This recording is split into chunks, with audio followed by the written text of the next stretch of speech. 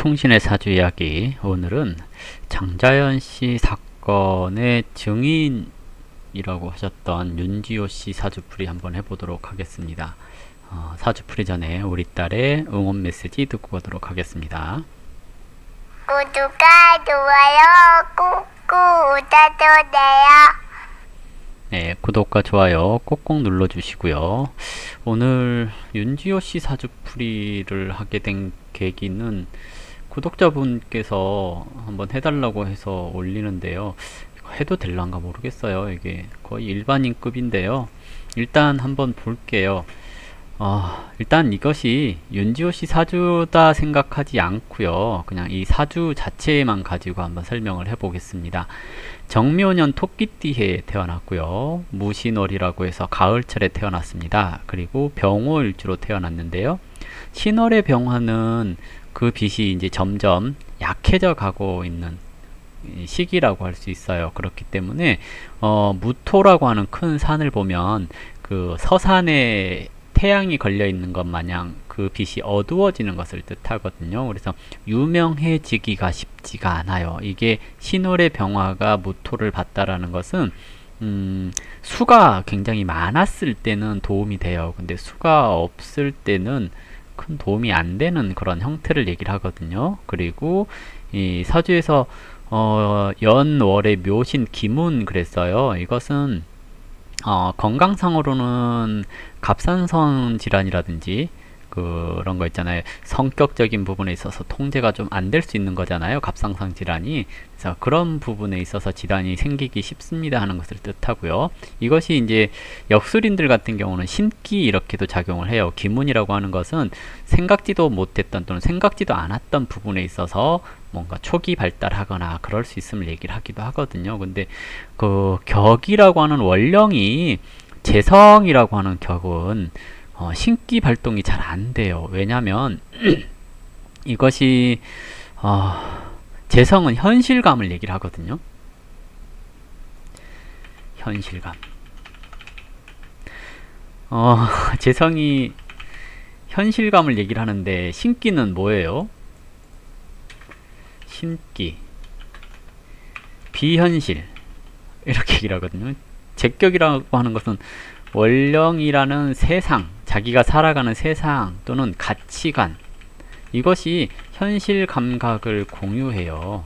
이렇기 때문에 신기가 발동을 하더라도 무시를 해버리는 경향이 있습니다. 그래서 제격은 신받기가 쉽지가 않고요. 제격이 신기 비슷하게 작용하려면 신약해서 제극인이 심해지면 정상적이지가 않거든요. 그래서 헛것을 보거나 헛소리를 하거나 이러는 경우들이 종종 있거든요. 근데 이것이 대체적으로 인성은 정신, 마음 이것을 얘기를 하고요. 재성은 정신을 극하는, 즉 괴롭히는 역할, 이것을 하게 돼요. 신약했을 경우에 그렇습니다 라고 얘기를 하는 거거든요. 저 팔자가 좀 태어난 시간을 모르는 상태에서는 되게 애매합니다. 만약에 태어난 시간이 뭐 되게 저 뒤로 밀려가지고 신약하게 하는 시간이라고 한다면, 예를 들어서 신시, 유시, 뭐 술시 뭐 이렇게 간다거나 뭐 해시 이렇게 가버리면, 즉 오후 늦게나 저녁에 태어났다면 이것이 신약하니까 인성용신 이럴 수 있거든요. 인성용신의 겁재신 이렇게 볼 수 있어요. 근데 이렇게 됐을 경우에는 좀 곤란해질 수 있어요. 제극인이 되었기 때문에 흔히 말하는 망상 이것도 될 수 있어요. 또는 피해의식 이런 것이 나타날 수가 있거든요. 제극인이 되었다라는 것은. 근데 만약에 신강하다면 새벽 시간이나 낮 시간에 태어났다면 이것은 제격이라고 하는 현실 감각이 뛰어나서 장사를 해요. 장사?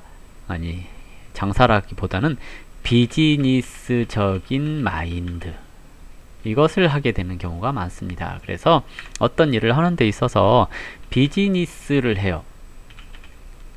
그래서 돈 되는가? 이것을 따지게 되는 경우들이 많거든요. 그래서 이러한 구조라고 했을 경우 만약에 신약하다면 이 운들이 참 좋지 않게 가는 운이에요. 30세까지 또는 이 기간 자체가 좀 좋지 않게 가는 거거든요. 죄다 신약한데 재운, 죄다 신약의 재운, 돈 벌려고 하니 공부해야겠고, 공부하려고 하니 돈이 필요하고, 그래서 대체적으로 여자들 같은 경우 죄다 신약의 재운을 살면 마지못해 그 술집을 나가기도 해요. 그래서 이 운이 썩 좋지 않을 수 있다. 만약에 신약했을 경우 이제 정확한 시간을 모르니까 이제 구분을 하는 거거든요. 오후 늦게 태어났으면 죄다 신약의 재운을 살아서 아까 얘기했던 좀 안 좋은 선택을 하는 경우도 있고요. 낮 시간대, 오전이나 낮 시간대에 태어났다면 재용신 그랬으니까 비즈니스를 하는 시기. 그래서 이 시기에 되게 돈 벌려고 노력하고 좀 크게 놀아서 많이 벌어요 하기도 하거든요. 근데 항상 이제 연예인이 되려고 한다면 격이 크거나 관이 좋아야 해요. 근데 사주는 만약에 이제 신강하다고 했을 때는 격이라는 원령이 약해졌어요. 그러면 큰 물에서 못 놀아요. 이렇게 얘기를 하는 거고요. 신약한 것이라면 격이 크겠죠. 그러니까 크게 놓을 수 있습니다. 그래서 이것을 참 판단하기가 애매한 그런 구조입니다. 근데 단지 이제 시기적으로 신해 대운에 있고요. 그래서 해수가 묘목을 생하는데 연지를 생했으니 국가적인 일로 혜택 받음 이렇게 얘기를 하는 거고요. 연지를 생했으니까.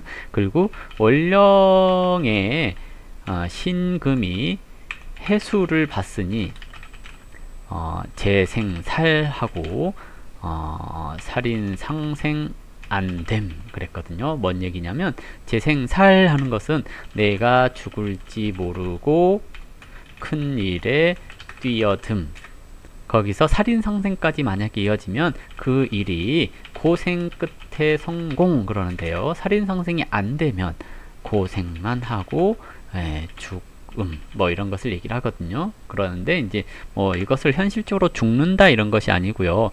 안 좋은 결과로 마무리 이렇게 얘기를 하는 것이에요. 그래서 해수가 신금을 봤다라는 것 자체는 신금이 금생수하고 해중의 간목을 극해서 재생살하고 살인 상생 안함 이렇게 연결되기 때문에 이것을 보고 뭐라 그러냐면 배신 이렇게 얘기를 해요. 그런데 이 배신이 어떻게 일어났냐면 올해 일어난 일이잖아요. 기해 그랬기 때문에 이건 상관. 상관은 기신으로 작용하면 구설수, 그리고 병화가 기토를 보는 것은 상향에 대한 욕구, 즉 높이 올라가고 싶은 생각이 들었어요. 그리고 상관이 운에서 왔다라는 것은 주변에서 부추겼어요. 너 한번 해봐 하고. 근데 연지에 겁재가 있죠.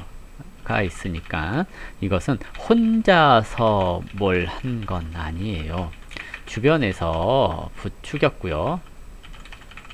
그리고 그 결과 구설 시비가 따르고요. 그러면 이제 상관이 왔는데 이랬다라는 것은 신약해지기 쉬워요. 이렇게 얘기를 하는 겁니다. 만약에 신약하지 않고 신강한데 상관이 왔다면 상관 생제에서 돈을 많이 벌죠. 인기가 상승하죠. 이렇게 얘기를 하거든요. 근데 상관이 기신이면 욕먹을 짓을 하고요. 거기에 겁재가 동반된 거거든요. 겁재가 동반됐다라는 것은 배후 조정자가 있기 쉬워요 하는 것을 얘기를 합니다. 근데 지지에서는 연지에 합하고 월지에서 해수를 생하면서 해중의 간목을 극했기 때문에 초반에는 국가적인 일로 혜택을 받는 듯 하지만 중반으로 가면 배신당합니다 라고 얘기를 하거든요. 배후 조정자가 있는데 그 배후 조정자로부터 배신을 당하는 시기, 이렇게 얘기를 하는 게 오래온입니다. 그렇기 때문에 썩 아름다운 그런 시기는 아니죠. 신약한데 관운을 사는데 원국에서 병화가 무토를 받다, 근데 수가 약하다, 원국에서 이러면 이미 원국에서 크게 되기 또는 크게 유명해지기 어려운 이런 현상을 얘기를 해요. 근데 이 운이 관운으로 가죠. 그러면 저 관이 과연 무슨 역할을 할까요? 이제 이것이 편관하고 왔잖아요. 편제격의 편관은 운영 마인드를 갖고요, 내가 뭔가를 해 보려고 노력하는 시기, 이렇게 얘기를 하거든요. 그래서 대운으로 이제 편관이 왔기 때문에 자기가 뭐 해보려고 할 수 있어요. 임수가 왔는데 정화가 합했죠. 그러면 내 능력 아닌 것을 활용해서 내 것처럼 하는 것을 얘기를 하는 거고요. 겁재가 임수 편관을 만났어요. 이러면 볼모 잡고 이래요, 또는 볼모 잡혀요, 이렇게 얘기를 하거든요. 뭐냐면 타인의 약점을 잡거나 내가 약점이 잡히거나 하는 것을 뜻하거든요. 근데 이것이 이제 저것이 귀신 역할이라면 볼모 잡히는 것, 이렇게 얘기를 하거든요. 그러면 이게 좀 안 좋게 풀릴 가능성도 좀 생각을 해봐야 되거든요. 그러면 이 시기에 이 사주가 이분 사주라고 얘기를 하는 것은 아니고요. 이 시기에 이 사주가 해야 될 일, 그러면 일단은 35세 이전에는 사람 너무 믿지 마요 하는 겁니다. 누가 뭐 하자고 하면 나에게 이득이 되는 것이 아니라 초반에만 이득이 될 듯 하는 거고요. 그리고 중반 되면 이득 안됨, 그래요. 그래서 이런 시기에는 어떤 일을 벌리려고 하거나 그러지는 마시라는 겁니다. 특히나 격설하는 이런 운이거든요. 이 시기에 이미지가 좋으면 관운이니까 유명해집니다. 근데 이미지가 나쁘면 유명해지죠. 어떤 걸로? 안 좋은 걸로. 그러니까 나서지 말아야 할 때, 이렇게 얘기를 하는 거고요. 격에서 이제 임자대운하고 35세에 오잖아요. 이것이 격설하면서 오는 것 그랬으니 활동 무대는 줄어들어요. 그래서 중앙 방송 타는 게 아니고요, 유튜브나 아프리카 TV나 뭐 이런 것처럼 하는 건데, 활동 무대는 좁아지고 이름은 계속 얻는 것을 얘기를 하거든요. 근데 정임합 그랬잖아요. 혼자 안함, 배후가 있음, 이런 것을 얘기를 하는 거고요. 아까 얘기했듯이 볼모 잡힘, 이렇게 얘기를 했잖아요. 그래서 어쩌면 약점 잡혀서 하기 싫은 일 할 수 있으니 주의하세요, 이렇게 얘기를 합니다.